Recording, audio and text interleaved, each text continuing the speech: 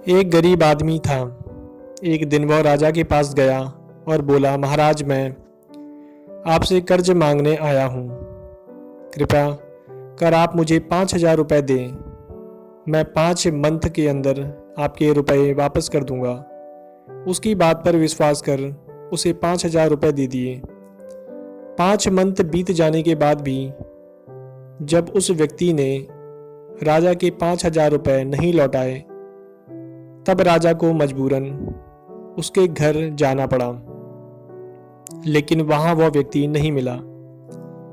जब भी राजा वहां जाता, बहाना बनाकर उसे वापस भेज दिया जाता। एक दिन फिर राजा उस व्यक्ति के घर गया। वहां और कोई तो नहीं दिखा, एक छोटी लड़की बैठी थी। राजा ने उसी से पूछा, तुम्हारे पिताजी कहाँ हैं? लड़की बोली, पिताजी स्वर्ग का पानी रोकने गए हैं। राजा ने फिर पूछा, तुम्हारा भाई कहाँ है? लड़की बोली, बिना झगड़े के झगड़ा करने गए हैं। राजा की समझ में एक भी बात नहीं आ रही थी, इसलिए वह फिर पूछता है, तुम्हारी माँ कहाँ है? लड़की बोली, माँ 1 से 2 करने गई है। राजा उसके इन जुलूल जवाब से खींच गया।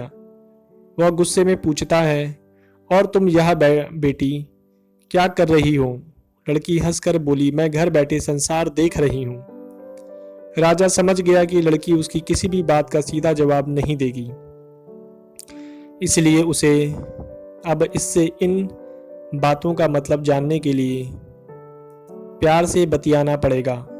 राजा ने चेहरे पर प्यार से मुस्कान लाकर पूछा, बेटी, तुमने जो अभी अभी मेरे सवालों के जवाब दिए, उनका मतलब क्या है?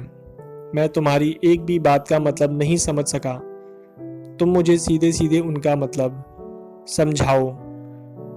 लड़की ने भी मुस्कुराकर पूछा, अगर मैं सभी बातों का मतलब समझा दूं तो आप मुझे क्या देंगे? राजा के मन में सारी बातों को जानने की तीव्र उत्कंठा थी।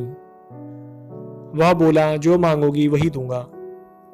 तब लड़की बोली, आप मेरे पिताजी का सारा कर्ज माफ कर देंगे तो मैं आपको सारी बातों का अर्थ बता दूंगी। राजा ने कहा, ठीक है, मैं तुम्हारे पिताजी का सारा कर्ज माफ कर दूंगा। अब तो सारी बातों का अर्थ समझा दो। लड़की बोली, महाराज, आज मैं आपको सारी बातों का अर्थ नहीं समझा सकती। कृपया कर आप कल आएं, कल मैं जरूर बता दूंगी। राजा अगले दिन फिर उस व्यक्ति के घर आया। आज वह सभी लोग मौजूद थे, आदमी, उसकी पत्नी, बेटा और उसकी बेटी भी। राजा को देखते ही लड़की पूछी, महाराज, आपको अपना वचन याद है ना? राजा बोला, हाँ, मुझे याद है। तुम अगर सारी बातों का अर्थ बता दो तो मैं तुम्हारे पिताजी का सारा कर्ज माफ कर दूंगा। लड़की बोली, सबसे पहले मैंने यह कहा था कि पिताजी स्वर्ग का पानी रोकने गए हैं। इसका मतलब था कि वर्षा हो रही थी और हमारे घर की छत से पानी टपक रहा था। पिताजी पानी रोकने के लिए छत को अच्छा बना रहे थे। यानी वर्षा का पानी आसमान से ही गिरता है और हम लोग तो यही मानते हैं कि आसमान ही स्वर्ग है। बस पहली बात का अर्थ यही है। दूसरी बात मैंने कही थी कि भैया बिना झगड़ा के झगड़ा करने गए हैं। इसका मतलब था कि वह रेंगने के कांटे को काटने गए थे। अगर कोई भी रेंगनी के कांटे को काटेगा तो उसके शरीर में जहाँ तहाँ कांटा गड़ जाएगा। यानी झगड़ा नहीं करने पर भी झगड़ा होगा और शरीर पर खरोच आएंगी। राजा उसकी बातों से सहमत हो गया।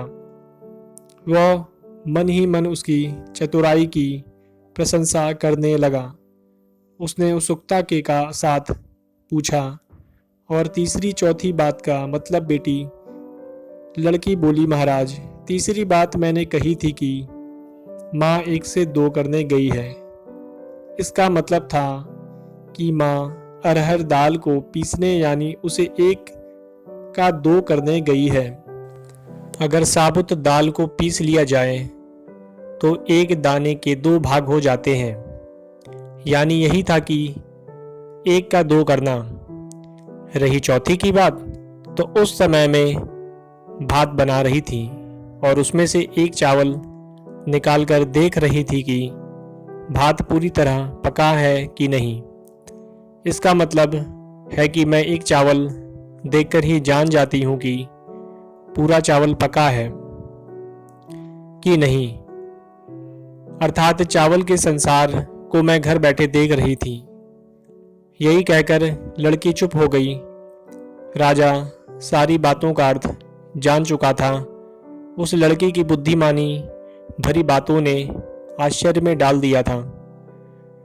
फिर राजा ने कहा, बेटी तुम तो बहुत चतुर हो, पर एक बात समझ में नहीं आई कि यह सारी बातें तो तुम मुझे कल भी बता सकती थी, फिर तुमने मुझे आज क्यों बुलाया? लड़की हंसकर बोली, मैं तो बता ही चुकी हूँ कि कल जब आप आए थे तो मैं भात बना रही थी। अगर मैं आपको अपनी बातों का मतलब समझा नहीं लगती तो भात गीला हो जाता या जल जाता, तो माँ मुझे ज़रूर पीटती। फिर घर में कल कोई भी नहीं था। अगर मैं इनको बताती कि आपने कर्ज माफ़ कर दिया है तो यह मेरी बात का विश्वास नहीं करते। आज सोए आपके मुंह से सुनकर कि आपने कर्ज माफ़ कर दिया है, जहां इन्हें इसका विश्वास हो जाएगा वहीं खुशी भी होगी। राजा लड़की की बात सुनकर बहुत ही प्रसन्न हो गया। उसने अपने गले से मोतियों की माला निकाल के उसे देते हुए कहा, बेटी यह लोग अपनी चतुराई का पुरस्कार, तुम्हारे पिताजी का कर्ज तो मैं माफ़ कर ही चुका हूँ। अब तुम्हें यहाँ तुम्हारे घर वालों को मुझसे बहाना नहीं बनाना पड़ेगा। अब तुम लोग निश्चिंत होकर रहो। अगर फिर कभी किसी चीज़ की ज़रूरत हो तो बेझिझक होकर मुझसे कहना। इतना कहकर राजा लड़की को आशीर्वाद देकर चला गया। लड़की के परिवार वालों ने उसे खुशी से गले लगा लिया। धन्यवाद।